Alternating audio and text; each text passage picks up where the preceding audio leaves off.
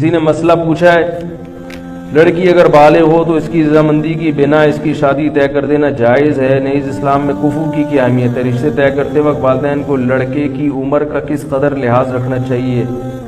مثلا لڑکی کی عمر 18 سال ہو، لڑکے کی 32 سال، بہت بھائی بالغ لڑکی کا نکاح اس کی مرضی کے بغیر حرام ہے، جائز نہیں۔ لڑکی بالغ ہو گئی تو اگر وہ نہیں کرنا چاہ رہی تو باپ زبردستی نہیں کر سکتا، سمجھ رہے ہیں؟ تو یہ تو مسئلہ واضح ہے بالکل۔ باقی کفو کی کیا حیثیت ہے؟ تو کفو غیر کفو میں نکاح بھی غلط ہے، جائز ہے لیکن شریعت میں پسندیدہ کام جائز کسی مجبوری سے ہوتا ہے، بعض دفعہ نہیں مل رہا ہوتا۔ کفو کہتے ہیں کہ لڑکا جو ہے وہ لڑکی کے ہم پلہ ہو 6 چیزوں میں۔ اس کے دلائل کیا ہیں، اس کا ٹائم نہیں، میرے کو فوراً فیس بک پہ کون سی حدیث سے نکالا ہے، کون سی حدیث۔ ہر آدمی فنٹر ہے نا آج کل، فنٹر گیری تو بہت چل رہی ہے، آپ کو پتہ ہے، سارے مفتی بنے ہوئے۔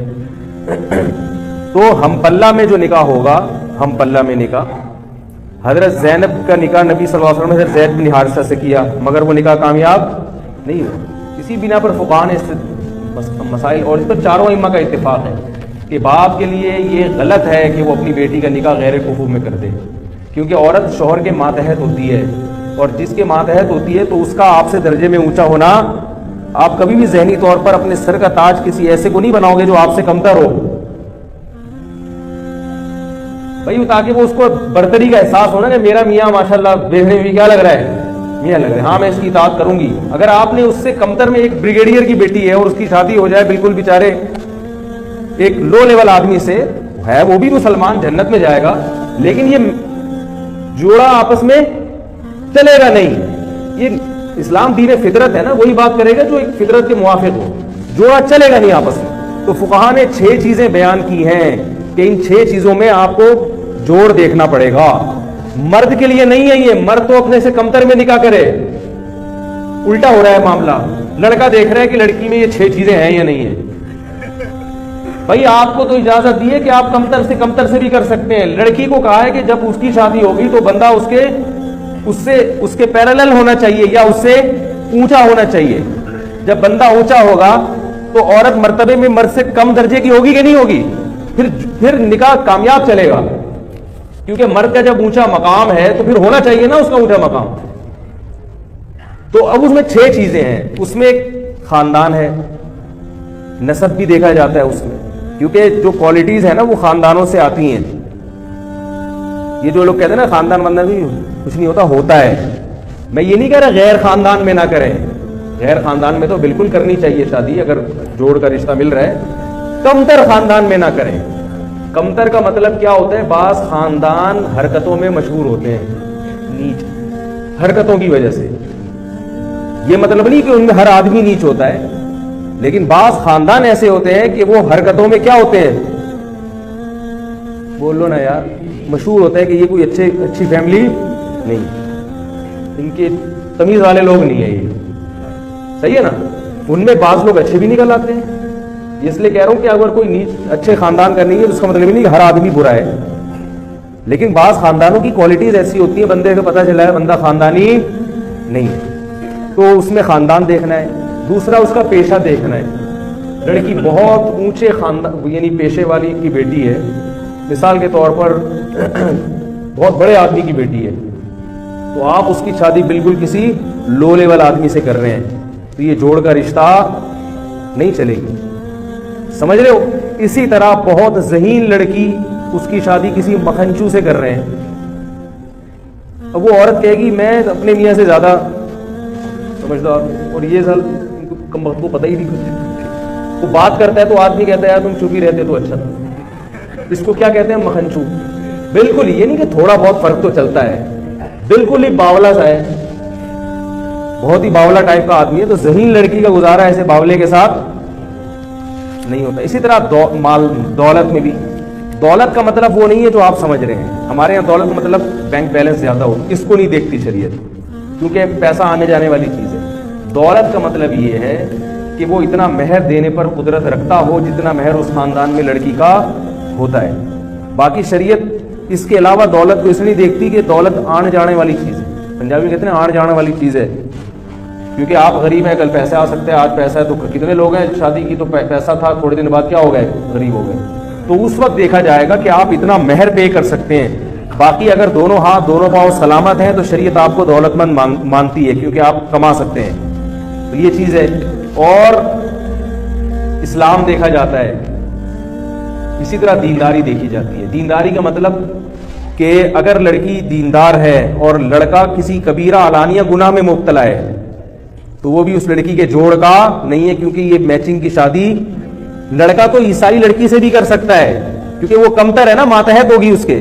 لیکن لڑکی کا نکاح کے لیے دیکھنا پڑے گا کہ لڑکی اگر دیندار ہے، پردے دار ہے، تو آپ اس کی شادی کسی شرابی کبابی سے، بے دین آدمی سے نہیں کر سکتے. غلط ہو جائے گا. یہ شریعت آپ سے پوچھے گی، اللہ آپ سے قیامت کے دن سوال کرے گا کہ تمہاری بیٹی اتنی حیادار تھی، اس کو کسی ایسے آدمی کو تم نے کیوں پکڑا دی. سمجھ رہے؟ اور ایک اور چیز ہے، فقہاء نے بیان کی ہے کہ علم جس عورت کے پاس ہے، عالمہ ہے، علم دین ہے مضبوط. ہر بنات المدارس سے نکلنے والی بچیاں عالمہ نہیں ہوتی ہیں، پہلے یہ دیکھیں. مضبوط علم دین ہے تو پھر غیر عالم اس کا کفو نہیں آنی بات. اگر کسی لڑکی کے پاس علم دین ہے مضبوط، بنات کے جو مدارس سے لڑکیاں نکل رہی ہیں نا، وہ سب کے پاس مضبوط علم نہیں ہوتا. لیکن اگر کوئی لڑکی واقعی ذی استعداد ہے، اچھی عالمہ ہے، تو اس کو غیر عالم سے اگر نکاح کریں گے تو یہ بھی کیا ہوگا، کفو. کیونکہ علم دین کی وجہ سے ایک برتری کا احساس پیدا ہوتا ہے. انسان کو پتا ہے مجھے شریعت معلوم ہے، بیوی کو پتا ہوگا کہ میں شریعت جانتی ہوں اور شوہر کیا ہے، فارغ ہے. بے شک دوسرے شعبوں میں ماہر ہے مگر اس فیلڈ میں فارغ ہے. تو وہ پھر کیا ہو جائے گا. ابھی جو عمران خان نکاح کر رہے ہیں وہ روحانی پیشوا ہیں، ان کی سنا ہے وہ کیا ہے. تو مجھے لگ رہا ہے عمران خان کہیں ایسا نہ ہو تیسری دفعہ بھی کیا ہو،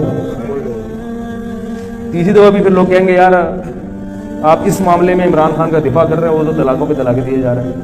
تو عمران خان سے میں کہوں گا کہ اس سے اصلاحی تعلق پہلے ختم کریں. بولیں آج سے آپ میری پیر صاحبہ نہیں ہے، اس کے بعد اس کو بیوی بنائیں. آج سے میں تمہارا پیر ہوں.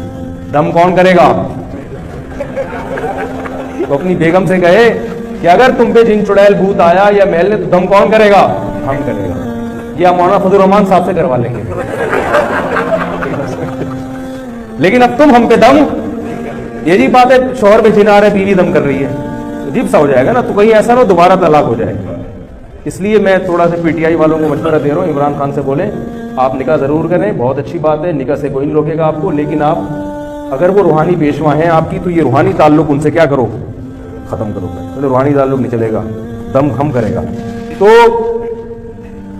یہ چند چیزیں باپ کو دیکھنا ضروری ہے. لیکن آج کل کفو جو ہے نا مارکیٹ میں شارٹ ہے. ابا اگر یہ دیکھنا شروع کر دیں تو اس کا اصل حل یہ ہے کہ جو کفو ہے نا اگر وہ اس پہ دوسری بیوی بنا کے دے دو. جو آپ کو کڑوا لگتا ہے پھر یہ لفظ، بھائی غیر کفو میں لڑکی کی شادی کرنے سے بہتر ہے کسی کفو والے کی دوسری بنا دو، کیونکہ وہ دوسری میں کامیابی کا چانس زیادہ ہے، لیکن غیر کفو میں کامیابی کا چانس کم ہے. اس میں ساری زندگی کڑوے گھونٹ پی پی کے عورت گزارتی ہے. اور جن خواتین کی غیر کفو میں شادی ہو چکی ہے وہ اب برداشت کریں کہ وہ میرے بیان سن کے کہتے ہیں اچھا ہمیں تو پتہ ہی نہیں تھا. بھائی اب جو ہے اس کو سر کا تاج بنائیں، برداشت کریں. سمجھ آ رہی ہے؟ جن کی نہیں ہوئی ان کی بات کر رہا ہوں میں، جن کی نہیں، اور وہ اپنے شوہر کو اپنے سے اچھا ہی سمجھیں چاہے جو مرضی ہو. بولے بھائی شوہر کا مقام ہے، اب جو ہیں اللہ نے مقدر میں لکھ دیا آپ میرے سر کے تاج ہیں، جو بھی آپ مہنچو ہیں لیکن ہاں جس کے آپ میرے سر کے تاج ہی ہیں، اب اللہ نے بنا دیا. کیونکہ طلاق کے بعد تو اور مسائل کھڑے ہو جاتے ہیں. اور جن کی نہیں ہوئی تو ماں باپ اس کا خیال کریں، غیر کفو میں اس کا نکاح نہیں کریں. اگر کوئی کنوارا نہیں مل رہا تو کوئی بات نہیں، جس کی شادی ہو چکی ہے اس کو دوسری پہ دے دیں. یہ اسلام نے حکم دیا ہے. دوسری کی اجازت بھی مرد کو اس لیے دی ہے تاکہ خواتین کے لیے رشتے کی سلیکشن میں آسانی ہو جائے. اب یہاں سے ہمارے آپ کے اختلافات شروع ہو جائیں گے، اس لیے میں اس کو یہیں بند کرتا ہوں. اللہ تعالی ہم سب کو سمجھنے کی، عمل کرنے کی توفیق عطا فرمائے.